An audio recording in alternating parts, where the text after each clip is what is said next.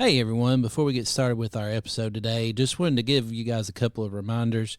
First of all, please go and check out our Patreon, patreon.com/OutTalesPodcast.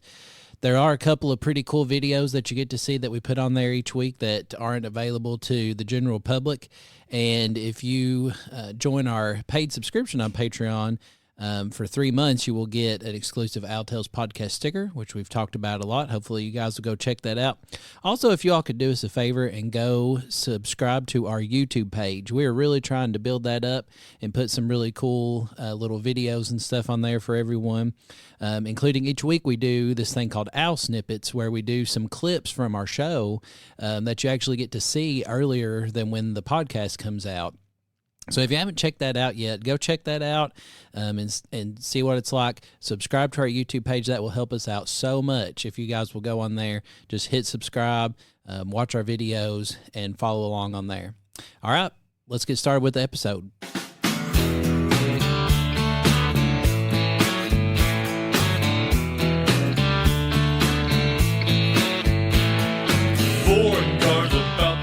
Welcome, everyone, to episode 3 of the Outtales podcast. I'm your host, Matt Whitaker, and I've got with me here on this lovely Monday NTI day, I've got Lewis Mink with me over here. Hey. And also having an NTI day up in Fayette County, we've got Mr. Daniel Bussell on the phone with us again. Hey. Absolutely. Ready to go. This is a perfect opportunity for us because, usually we're trying to squeeze this in after school. And today we just had, all the free time in the world. We just got to do it whenever we wanted. So it's about 11:15 right now, and we are getting ready to throw down a little podcast here. So, guys, have you all had fun playing in the snow this week? Yeah. Oh, it's been great. Cold, snow, a little sleigh riding. Yep. It's been a real good refresher. It feels like, Christmas break, we talked about last episode. Christmas break always kind of comes and you feel like you're more tired than you were when it started. But when you get this little stretch of snow days like this, it's really nice because there's nothing going on. The days kind of drag out and you just get to sit around and do nothing for a few days. It's a good way to mentally refresh, I think. So, y'all have any good sledding stories? Because I've got one. Well, I had a dad fail moment. Uh-oh. We went out sleigh riding the other day, and first chance down the hill, first opportunity to go down the hill, I get Carly on the inner tube, and I thought we were far enough away from the tree down at the bottom of the hill, but I guess we weren't, and so I pushed Carly down the hill in the inner tube, and she curved and hit right into the tree, didn't jump off. And she was done. She's like, I'm not doing this anymore. And she was pretty mad at me also. So yeah, I don't blame her for that. You gotta have that route planned out a little bit better, Daniel. Well, I thought I had the trajectory all measured out, but it just didn't work out that way. No, snow's a little bit unpredictable sometimes like that. So here's what happened on mine. Me and Jackson went out one day and sled for like a couple hours. We found the perfect sledding spot. It's on my Uncle Mark's farm, which is right next to where we live. And it goes down a hill, and then there's a bank at the bottom of the hill where a fence row used to be. And you like shoot off that bank at the bottom of the hill. So it makes it like really fun. So we slid out there for like hour and a half one day. And then a couple days later, we invited like all my nieces and nephews and everybody come out there, and we sled for a while. Like we were out there for probably an hour and a half or something like that. And we had the best time. And then on the last one, very last trip we were going to make, me and Jackson were going to ride down the hill together on Hillary's, my wife's 25-year-old plastic sled. That's like the best sled. And we started down through there, got to right to the edge of the bank, right where you're building up the most speed, and we went right over top of a stump. And when I say a stump, I mean not like a stump where somebody had cut it with a chainsaw and it was all nice and smooth. It was a stump of a tree that had broke off and fell over, and it was all jagged and everything. And I have not really been able to walk or sit still for very long for the last 3 or 4 days. Like it was very painful. Basically, this was on Friday, and basically all day Saturday, I just laid in the bed and laid on the couch, like, cause I couldn't sit up. It hurt me pretty bad. So broken tailbone. Yeah, well, maybe, I don't know. So I can't make fun of you too much because but at least I did put myself out there instead of just sending my kid by herself, I guess. So, Lewis, you all went sledding, didn't you? Yeah, we had Logan. He's 3. He does not like anything fast. He likes to be slow and stuff, but he finally said that he would go sledding with me, and we got a real steep place. Anyways, I told him, I said, we'll get down here, and I took the car, my wife's car, and drove up and down the hill to make it slicker.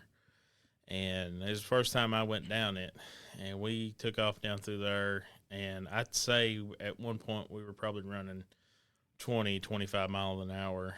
And, you know, I've got big feet, and some of the snow, I got my foot down kind of on the ground a little bit, and snow come up in his face, and he screamed and squalled, and he said, I hate you, running around with snow in his face, mad. So that's making good memories. Yeah, it's normal. He always tells us he hates us, so.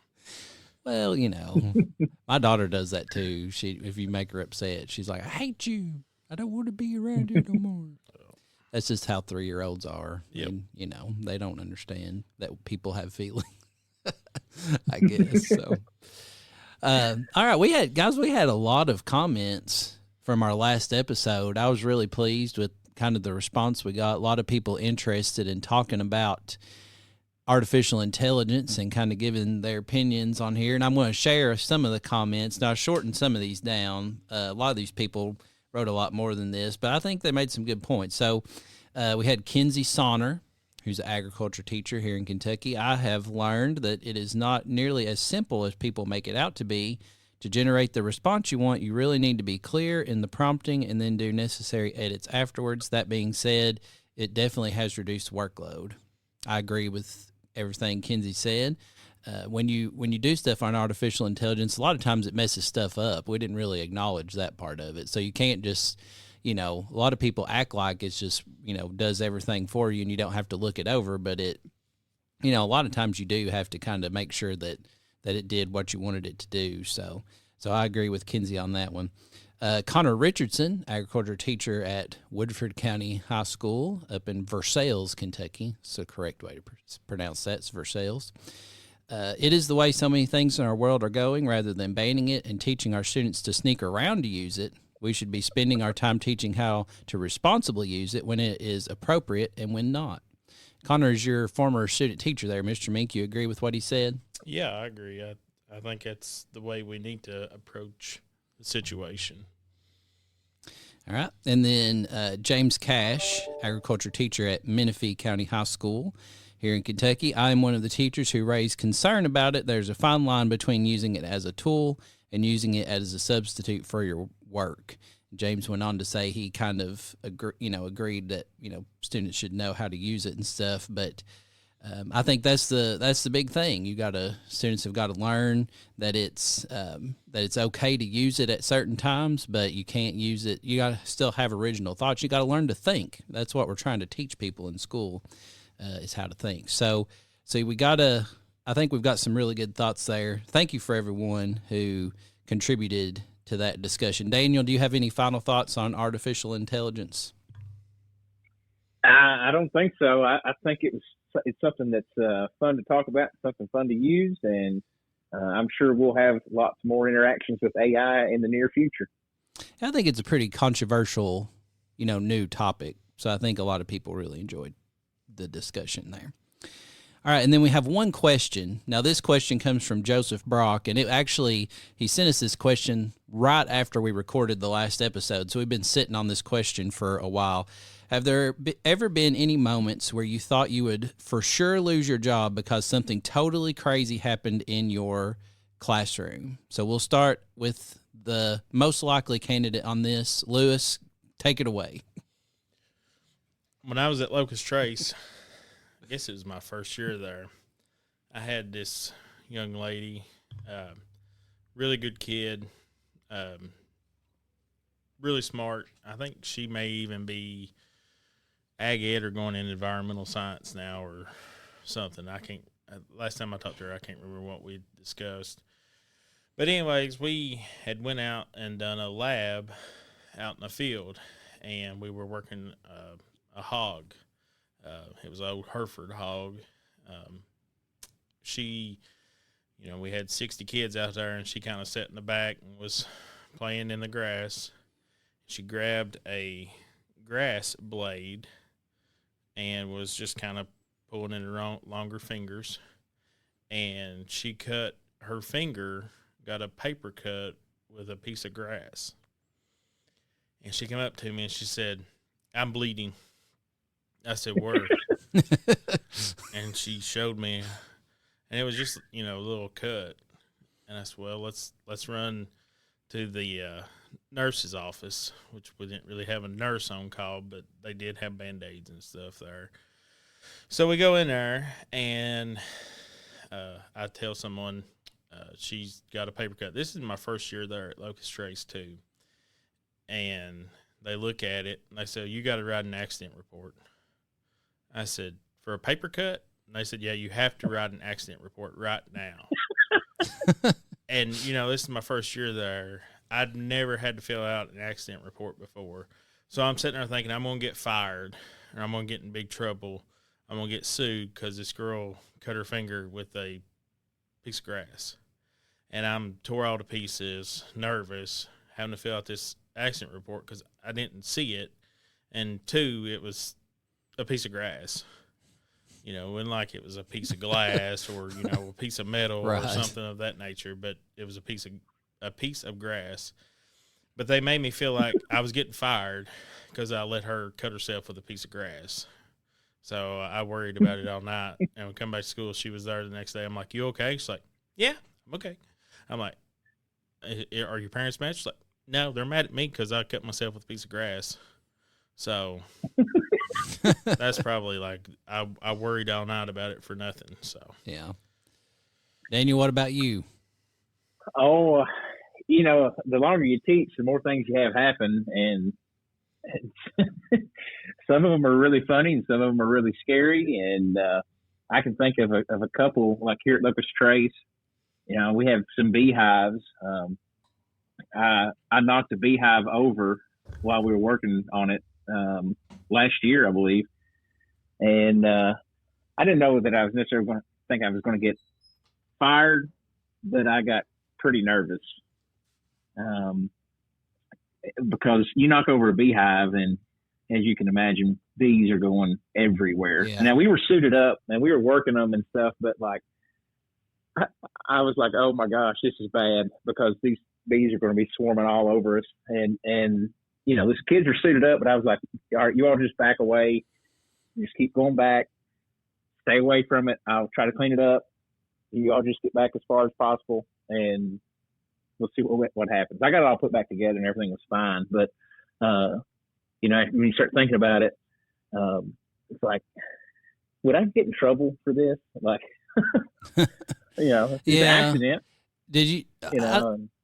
We actually got a couple of beehives, and we're thinking about doing some stuff with bees here pretty soon. Did you all have to do anything as far as like students that are allergic and that kind of stuff? Like, do you just not have them work with the bees, or do they have to? You have to have students like fill out a waiver or anything like that? We've not had to do anything in particular so far. I always ask and make sure, like, is somebody in here allergic to bees? That's something important that you need to know. And right. Most of the time I try to work out something for them. Like, there's lots of videos out there of beehives and like people working beehives. So they could see something on like YouTube, do an Ed puzzle or something like that. Right. The biggest thing I think I battle is and which is, somewhat understandable. A lot of kids are pretty nervous about them. Right. But once they suit up, and even if they're really nervous, if I can get them down there, I normally can keep them pretty calm. Right. Because they like it's interesting stuff. But once they overcome that fear, they're like, oh, this is not too bad. So yeah, but if you work with bees, you're going to get stung. That's just this is nature part of the it. game. Yeah. Even the suits don't fully protect you from that stuff. My worst one was probably at Owen County though. When we had a school farm, as I guess you would say, we had a lot of property there. I don't know if there was much of a farm going on, but there was a couple of old barns. When I say old barns, I'm talking about barns that had like the great big timbers, the big square timbers that they carved out. That was the foundation of the barn, and that was all of the joists and everything were made out of those. Like we could probably sell those timbers and probably would have made a lot of money where they built those houses out of the old barn projects or whatever. And they were like, well, to make some money, you can take the metal off the top of these barns and we're going to tear them down, but you could take the metal and scrap it. And, when you don't have much money as an ag teacher in a program, you kind of think, well, we'll do anything to make every little bit helps. Yeah. Yeah. I mean, so these were good sized barns. So we put together Saturday, had parents and kids come out, and we're going to tear all the roof off of these two barns. And we get up there, and it wasn't too bad. We get out basically everything torn off. We get over to one side, and I was like, this side's a little iffy. And so I said, let's not take anything off of this last little piece here. And I had like basically 2 sheets of metal left on the barn. So let's hold off on that. And so I was up on the ridge of the roof, and I had, at that point, one other student was up on the roof with me. Everybody else had gotten down. And when you say, hey, don't mess with this, it's kind of like the wet paint sign, do not touch. Somebody has to touch it, And so I was talking to somebody down on the ground, and I hear somebody, hear this kid over, he's hitting the roof over here on the other side, where I said, don't go over there and do that. And before I can even say anything, the last hit he takes knocks that piece of tin off. But when he does, he also knocks off a board that's basically holding up the entire barn. Right. Oh, this is bad. And so when he knocks that off, the barn collapses with us on top of it. And when I say collapse, I mean the whole roof, the whole barn just goes straight down to the ground. Oh my gosh. And we're on top of the roof, and like all I can do, like I just grab a hold of the ridge, I just grab a hold of that timber, and we ride it to the ground. And we hit the ground, and I wasn't hurt. I was shocked. I was like, I started like, grabbing my legs, I have everything attached, and parents are like screaming. and I look around and I'm like, how did this happen? Yeah. Did the kid survive? Like I'm trying to find the kid in all the rubble. He's over there on the end. He's just fine. And he starts laughing, and he said, I guess I shouldn't knock that off, huh? So that's the kind of stuff they don't prepare you for in college. Yeah. Oh, it was. So I do not recommend doing demolition projects like that. Yeah, it's probably a good idea to avoid those.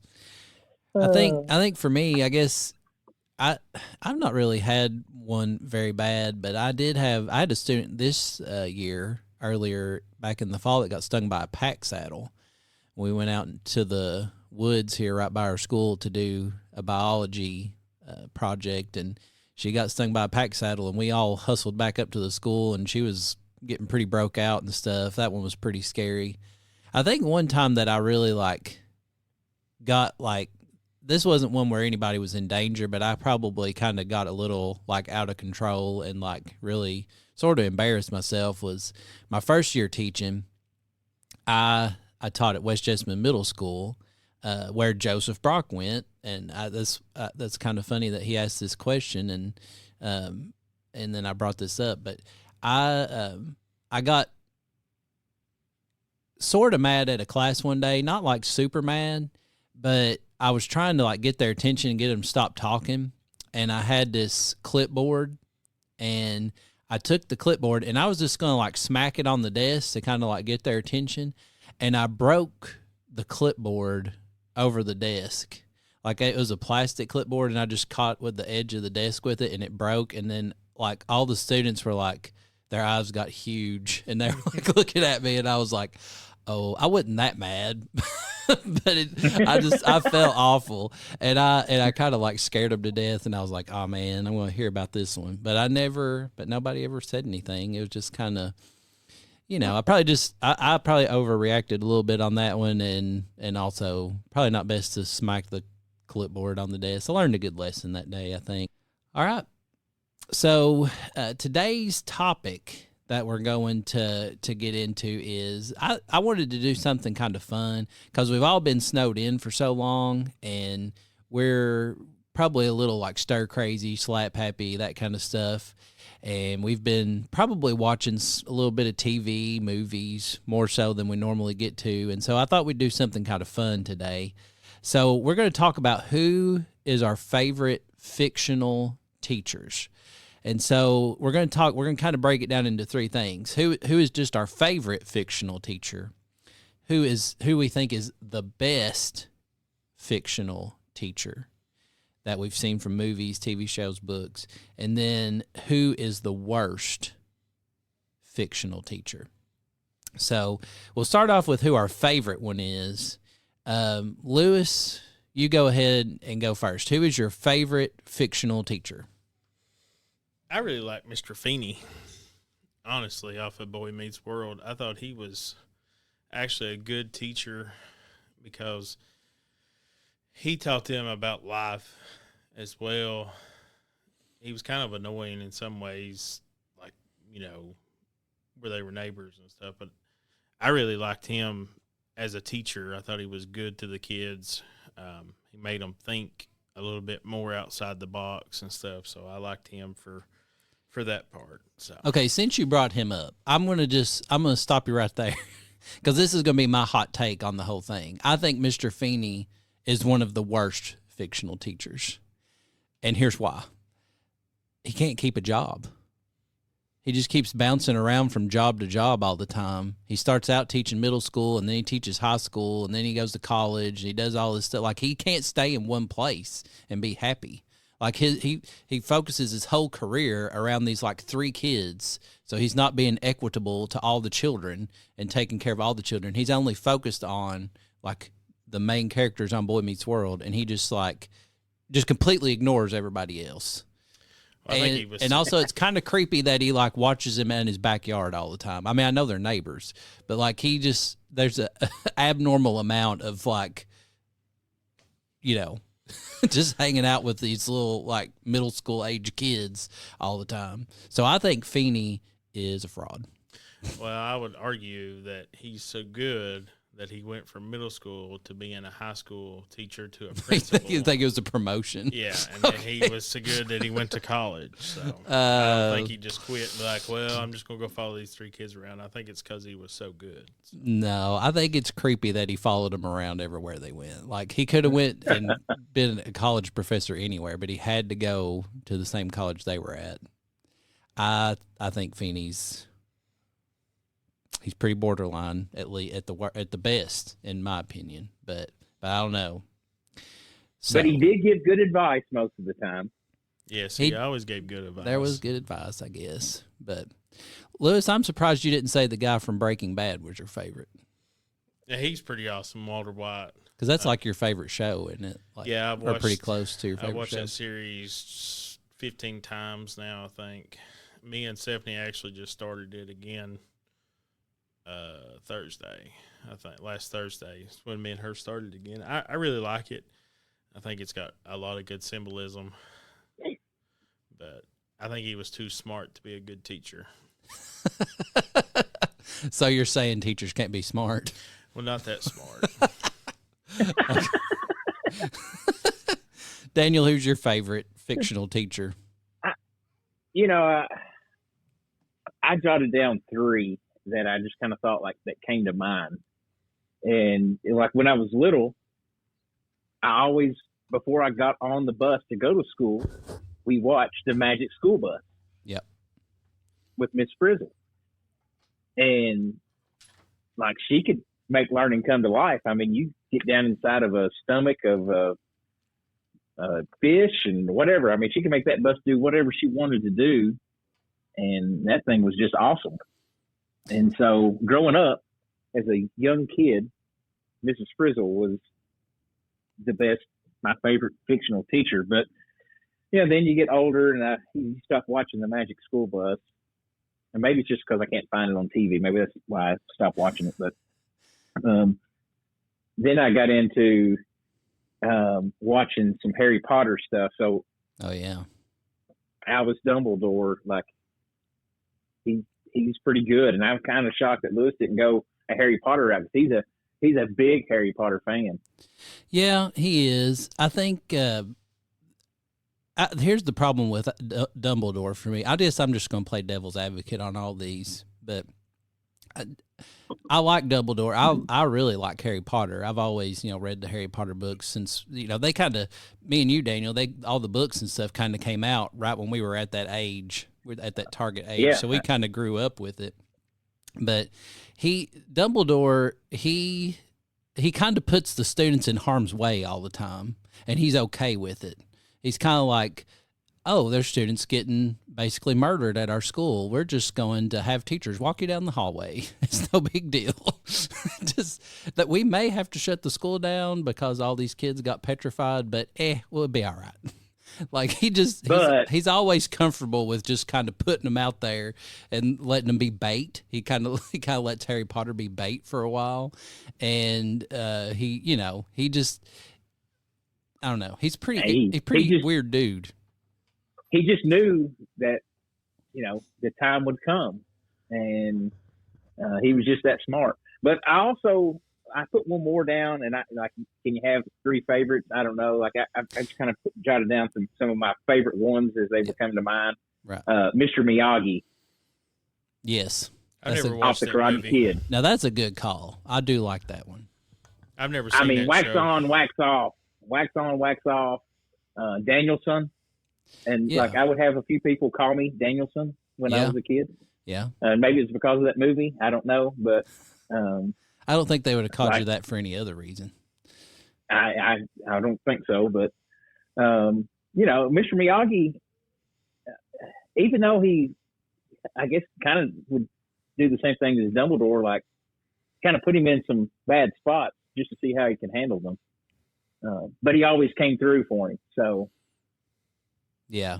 And he made him like work. That was kind of the thing. Oh, yeah. He made him, he was like, Daniel would be like, why am I having to do all this stuff? And then in the end, he finally figures out why. So I think as a teacher, Mr. Miyagi he's kind of like an ag teacher. He's making you learn through experience, and you don't even realize what you're supposed to be learning. And then later on, you do.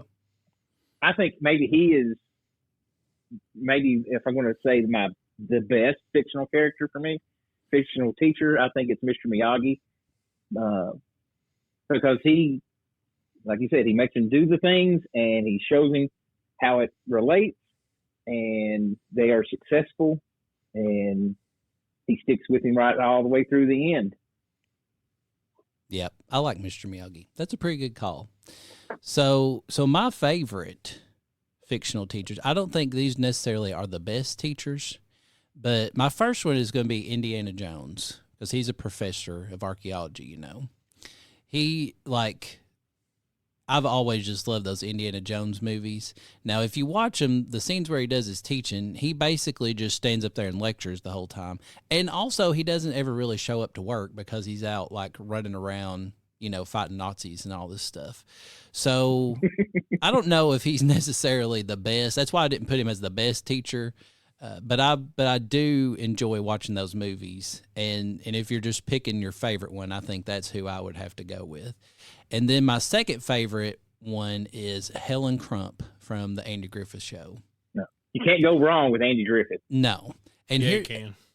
What's wrong with the Andy Griffith Show, Lewis? The Waltons are better. Who's your favorite person on the Waltons? Probably John Boy. John Boy. I always liked John Boy, and I liked Aaron because she was kind of like hot when you was a kid. Because she, well, you know, I watched this with my grandma, so you weren't attracted to Helen Crump? I don't even know who that is. You did watch the Andy Griffith Show? She's on there a lot. I watched it every now and then.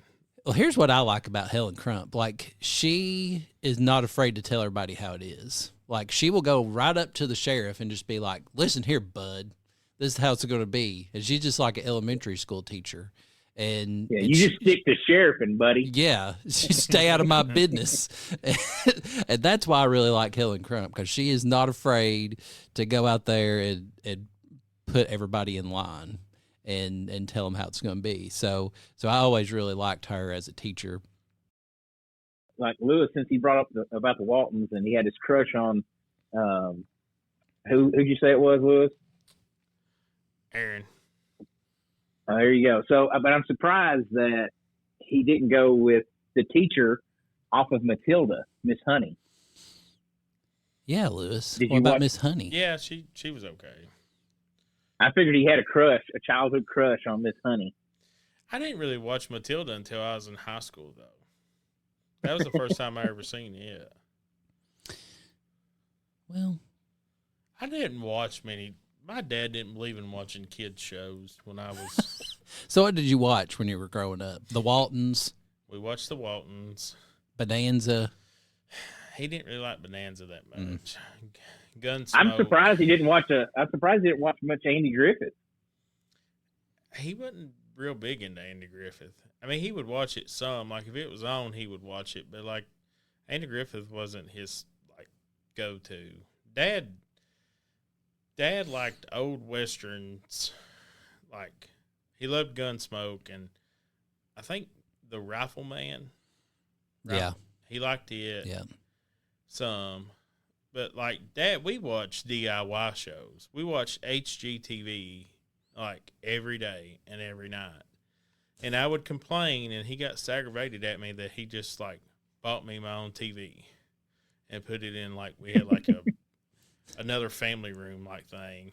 He's like, you sit there and watch whatever you want to, and I'll watch what I want to. So I watched a lot of, like, SpongeBob and Rocko's Modern Life. Yeah. Ed, and Eddie. You're bringing back the old ones here. Yeah. I did let Dylan and Logan watch Rocket Power, and now Logan's obsessed with wanting to try to skateboard now. So I don't remember that show. What was that on? It was on Nickelodeon. It was they were skateboarders, surfers. They were from California. Like, oh, I remember that. Okay, yeah. Now we I know are what you're talking about. riders. Yeah, I was more of an early '90s Nickelodeon guy than a late '90s. Yeah. So Yeah. I used to watch all Carson the reruns, but Carson's really big into Tom and Jerry right now. Like I brought that back out for him. Tom and Jerry's like awesome. all he wants to watch. That's all he wants to watch right now, is Tom and Jerry, which is great. But let's go back to our fictional teachers. Okay. Let's figure out who is the absolute worst fictional teacher. Okay. And then we'll talk about the best ones, because I've got a couple of opinions on who's the best fictional teachers. So the worst fictional teacher, in my opinion, and this is number one worst. I already had my hot take on Mr. Feeney, but to me, the absolute worst fictional teacher is the Mr. Holland guy from Mr. Holland's Opus. And Daniel, I know you've seen that movie because we watched it. We had to watch it for a class in college. Yeah, have you ever absolutely. seen Mr. Holland's Opus, Lewis? No. Okay, so it's about this music teacher named Mr. Holland, and it like goes through his whole career as a teacher. He starts out being like, he leaves at 3:00 every day, and then at the end, like everybody loves him and thinks he's great. Here's why he's the worst, though. He basically like was in love with one of his students. It's weird. pretty, and he has this student, and she's like you know, real pretty, and she's a good singer, and he's a music teacher and all this stuff. And he basically is just like ignores his wife. And then he ends up kissing the student, like when she leaves. And to me, that was like, when we were watching that, I've only seen that movie that one time. We watched it for a class in college. And that was like, when I watched that, I was just like, ugh! Like, it was just gross. And I was like, he's the worst. That guy's the worst. Hey, and do you know who that student was? No. She plays on Everybody Loves Raymond and is one of the stars of the show. Is it the mom? Raymond's wife. Oh. Yeah. I didn't know that. Deborah. Deborah. Yeah. I've never seen that show. Patricia Heaton. I don't remember that part of it. But still, like, dude, you can't be doing that. And it was just the one time, but still, like, he's the worst. And he's supposed to be like the hero of the movie, and everybody thinks he's all great and stuff, but nobody ever found out about him kissing the student. And then don't she come in at like the end of the movie, and she's there, and I think so. Yeah, see, that's just too weird. I don't like that. He's the worst. And you're not, and the thing is, you're supposed to, like, cheer for him. Like, he's the main character of the movie. You're supposed to be, like, on his side. You know what I'm saying? Right. But I can't. Like, he's the worst. He's awful. Well, I went a couple different routes on that. I agree with all those things about Mr. Holland, but I put down two that I kind of thought, these would be pretty bad teachers in real life. Dolores Umbridge off of Harry Potter. I agree. Yeah. She tortured students. I mean, like, you know, like literal physical torture. Yeah.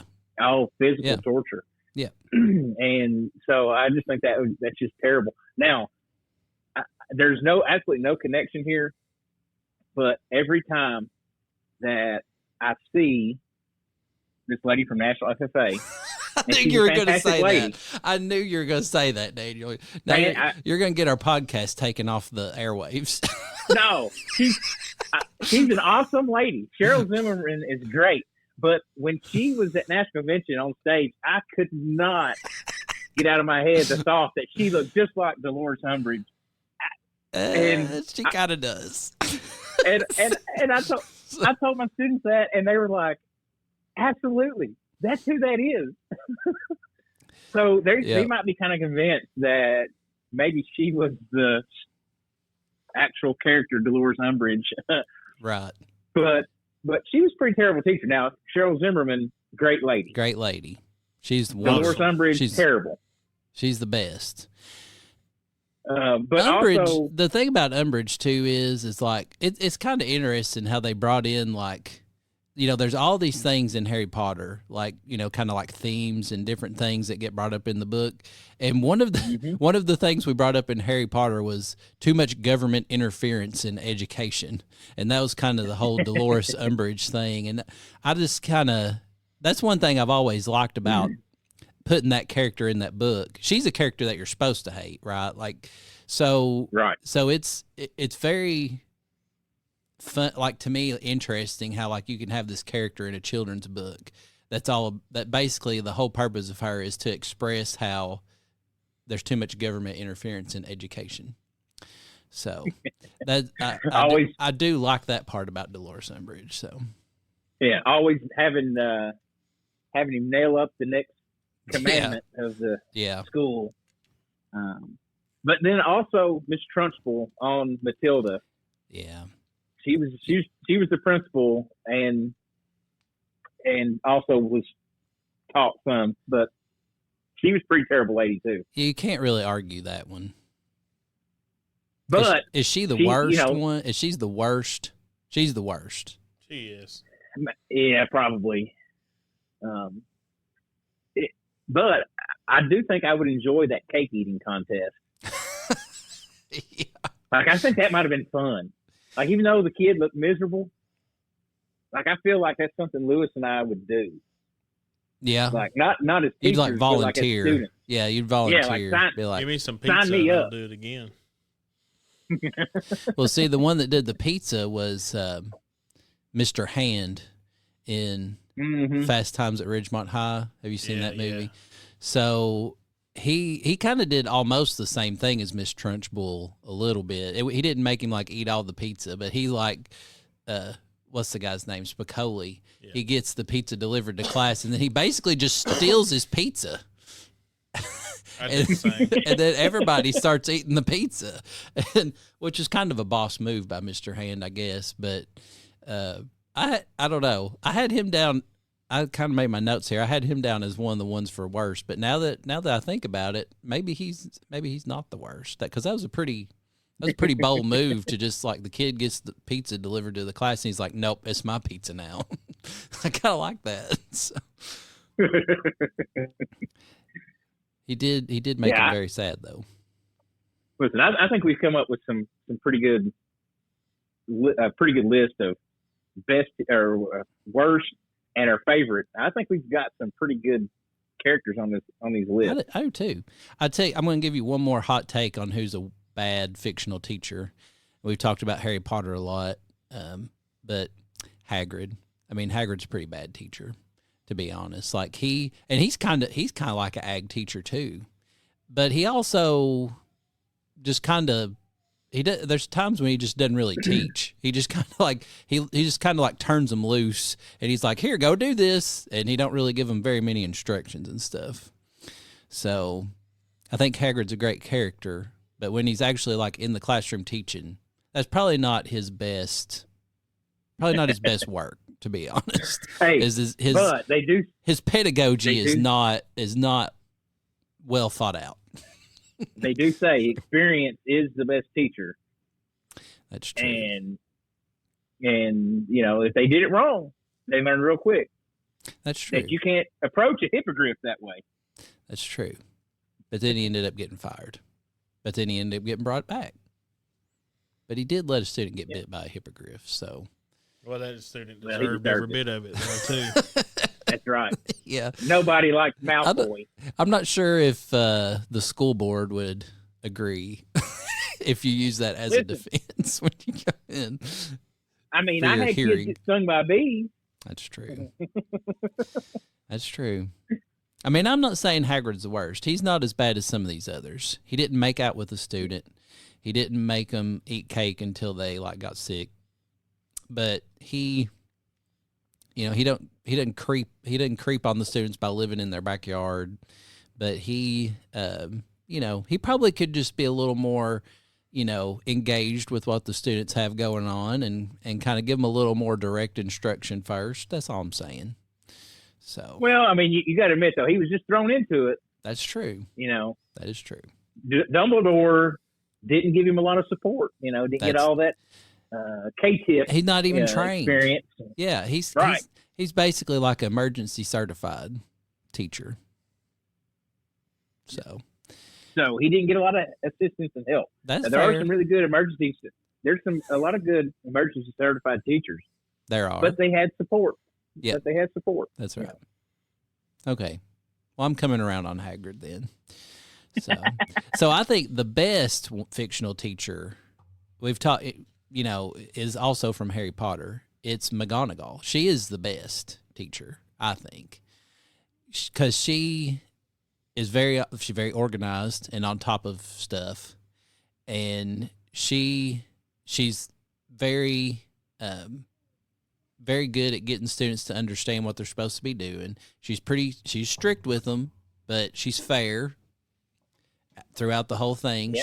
She if some of them get in trouble, the other ones also get in trouble with them. Like to me, she is the best, and she's pretty on top of stuff too. Like she goes out and handles her business. She's kind of like Miss Crump a little bit. She tells people how it is.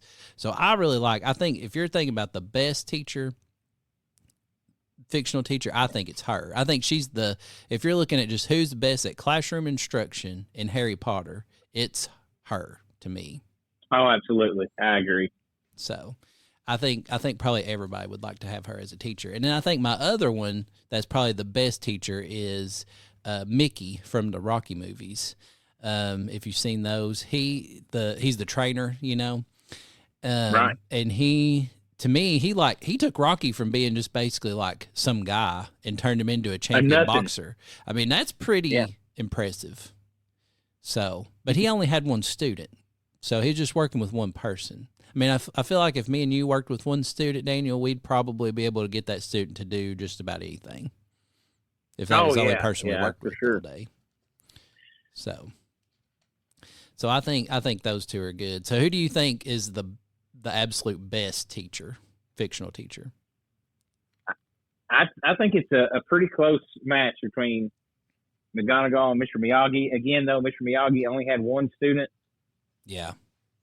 But I think he was really good. But I would have to give the nod, I think, to McGonagall is the best overall teacher. Lewis, who do you think is the best fictional teacher overall? Really, I think this is going to be kind of weird for me to say this, but I think Snape was really good. And I think he was good at teaching them, things that was practical with the potions and those kind of things. And I just really liked him because he secretly was protecting Harry, but at the same time, though, he was kind of protecting him because he loved his mom still. But I did enjoy him for always teaching.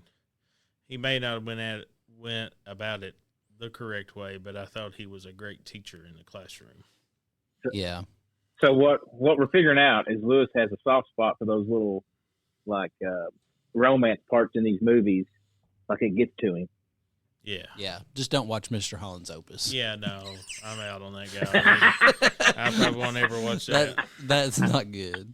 So I just, we've been pretty heavy on Harry Potter, but Harry Potter, though, has a lot of different teaching styles. Like, because there's so many teachers that are characters in it. Most of the time in a movie or TV show, there's like one teacher character, and Harry Potter has several. So you get good ones and you get bad ones and ones that are kind of in the middle. So you kind of get all types. Yeah, I think I could also if I sit down and think about Harry Potter and all the different teachers that are on there, I could start pairing people that are like some of those people. I'm like 100%.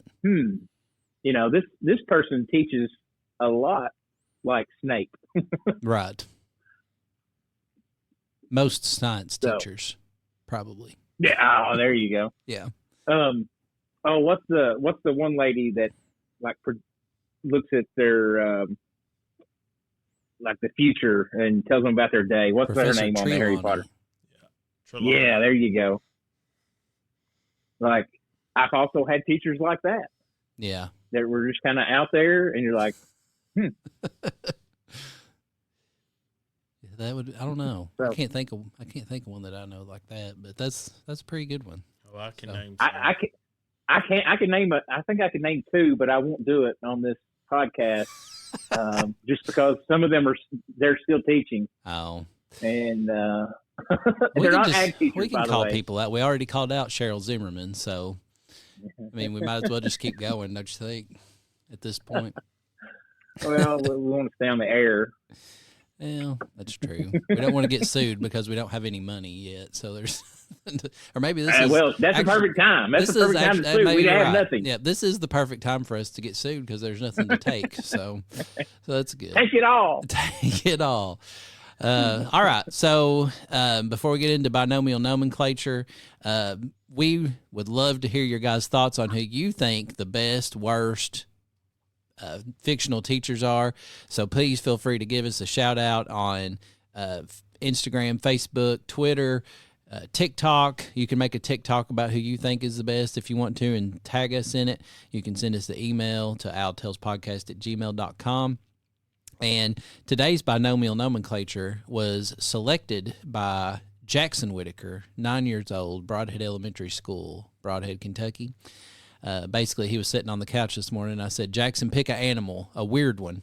And he told me platypus. So today's binomial nomenclature with Lewis is the platypus. Platypus.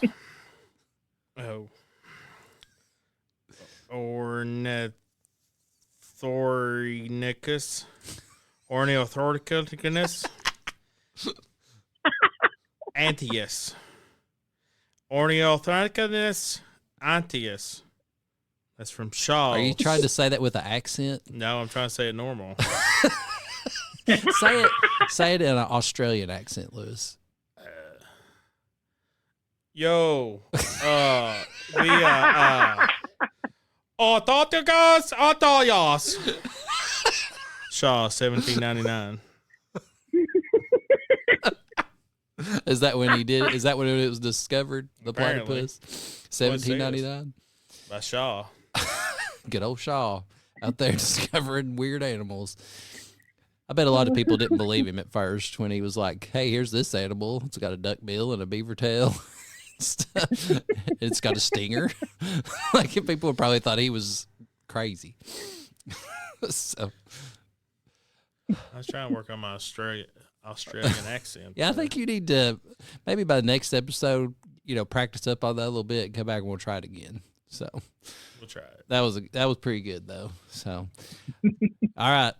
Thank you all for listening today. Everybody, big round of applause for Lewis. He was doing double duty today. He was parenting and podcasting all at the same time, so it was a little awkward, but he was fantastic. Good job, Lewis. If you heard Kiers screaming in the back, I'm sorry. I'm tryring my best. He did great. My wife is awesome. out of town today, so I've had to bring him with me. I bet nobody, I bet no other podcaster in the history of podcasting's ever done what you did today. You are a hero. Well, I feel bad, but Dylan's like, I don't know what to do, and I've showed him 37 times how to do it. And I told him, I said, you need to sit down and write a letter because that's part of his thing. And he's like, how do I write this letter? I'm like, just write a letter thanking your principal. He's like, what do I say? I'm like, just figure it out. And I just walked away. So That's good. That's being a good teacher. All right. Thank you all for listening today, and we will see you next week.